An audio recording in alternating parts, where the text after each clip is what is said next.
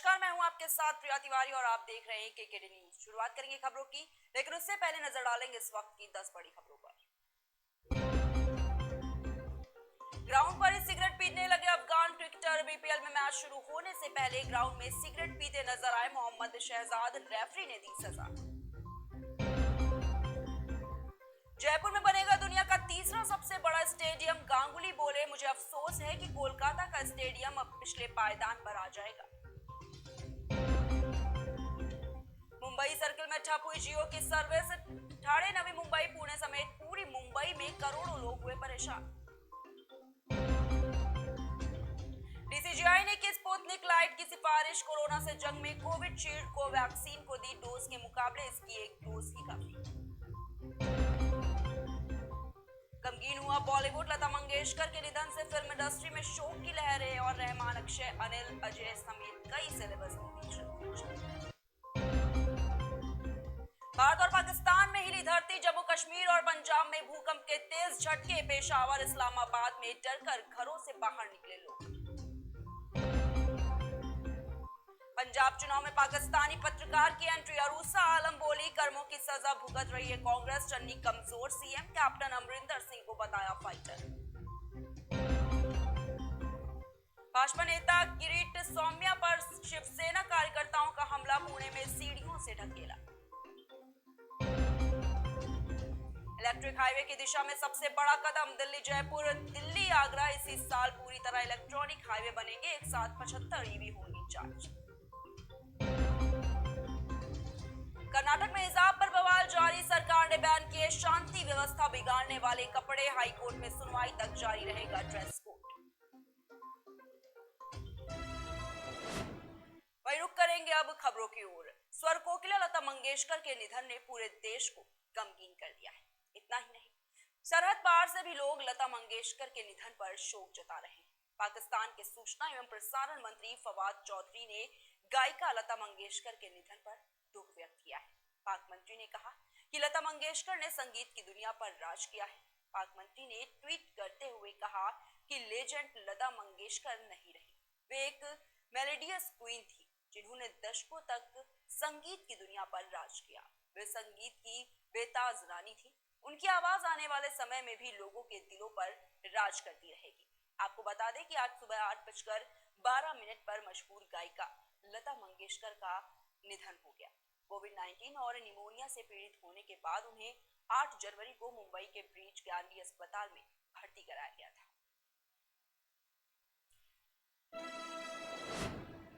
वहीं रूस के 1 लाख से अधिक सैनिक यूक्रेन की सीमा पर डटे हैं। मिसाइल लॉन्चर, टैंक और भारी हथियार तैनात हैं। उधर पश्चिमी देश और अमेरिका यूक्रेन के लिए भारी हथियार भेज रहे हैं।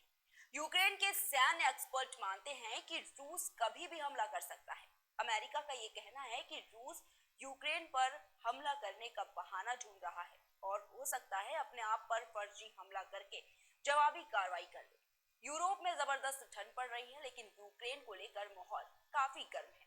युद्ध की तैयारी, युद्ध रोकने की कूटनीति युद्ध स्तर पर हो रही है। वहीं पश्चिमी मीडिया की रिपोर्ट पढ़कर ऐसा लग रहा है कि रूस बेहद ही आक्रामक है और किसी भी समय यूक्रेन पर हमला कर सकता है।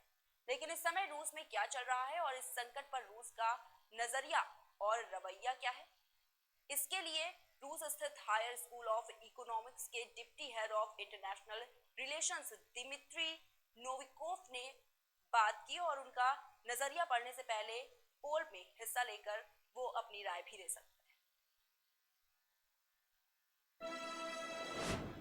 वहीं रूसी राष्ट्रपति व्लादिमीर पुतिन शीतकालीन ओलंपिक के उद्घाटन समारोह के लिए बीजिंग में है।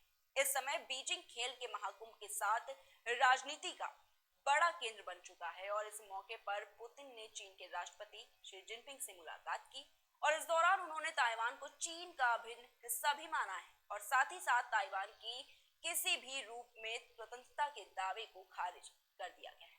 इस मुलाकात के बाद जारी संयुक्त बयान में ये कहा गया कि रूस वन चाइना के सिद्धांत का समर्थन करता है। बदले में चीन ने भी यूक्रेन के मुद्दे पर अमेरिका के साथ चल रहे तनाव में रूस का समर्थन किया है। दुनिया की 2 महाशक्तियों के सम्मेलन से ताइवान और यूक्रेन का संकट और गहराने की आशंका जताई जा रही है।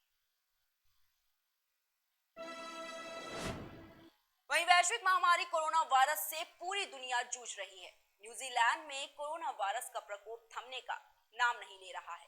वायरस का नया वेरिएंट ओमिक्रॉन तेजी के साथ देश में फैल रहा है और ऐसे में महामारी के कारण देश में अपना राष्ट्रीय वातंगी दिवस ऑनलाइन मना रहा है, जिसके कारण न्यूजीलैंड की प्रधानमंत्री जेसिंडा ऑर्डर्न ने रविवार को न्यूजीलैंड के लोगों से कोविड-19 के खिलाफ अपनी लड़ाई में एकजुटता होने का आग्रह किया। वहीं देश में महामारी के बढ़ते प्रकोप को देखते हुए राष्ट्रपति वतांगी दिवस आज ऑनलाइन मनाया जा रहा है। ओमिक्रॉन वेरिएंट का प्रसार देश को ऑनलाइन मोड पर ला दिया है। पीएम अल्डर ने महामारी के इस काल में लोगों को टीकाकरण लेने का आग्रह करने के लिए प्रेरित किया है और साथ ही साथ पीएम ने अपने एक पूर्व रिकॉर्डेड भाषण में कहा कि हम सभी का कर्तव्य है कि हम अपने समुदायों को विज्ञान और चिकित्सक द्वारा दिए गए सभी उपकरणों से बचाने के लिए हम सब कुछ करें।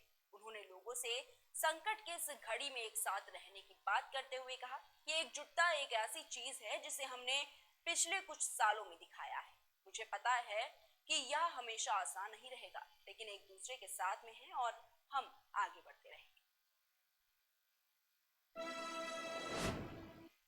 वहीं पाकिस्तान मूल के ब्रिटिश नेता लॉर्ड अहमद नजीर को लंदन की एक अदालत ने रेप का दोषी पाते हुए 5.5 साल की सजा सुनाई है। खास बात यह है कि नजीर को 2 बच्चों से रेप के आरोप में सजा सुनाई गई।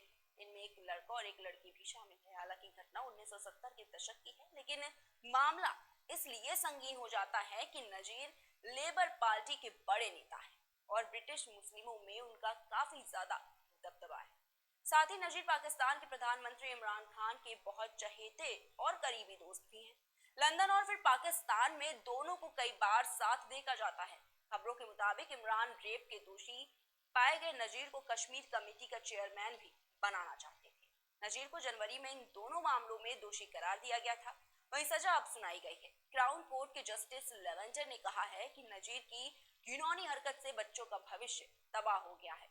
वहीं चार्जशीट के मुताबिक घटना के वक्त लड़की की उम्र 16 बताई जा रही है और नजीर ने खुद को बेगुनाह बताया है, लेकिन वो इसके पक्ष के कोई सबूत अभी पेश नहीं कर पाए हैं। जबकि बच्चों के वकीलों ने अदालत के सामने एक फोन रिकॉर्डिंग पेश की है।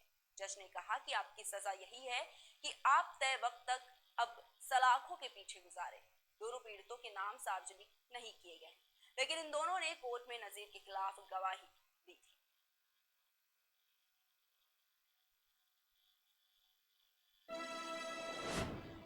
फिलहाल के लिए इतना ही। देश और दुनिया की तमाम बड़ी खबरों को देखने के लिए देखते रहिए केकेडी न्यूज।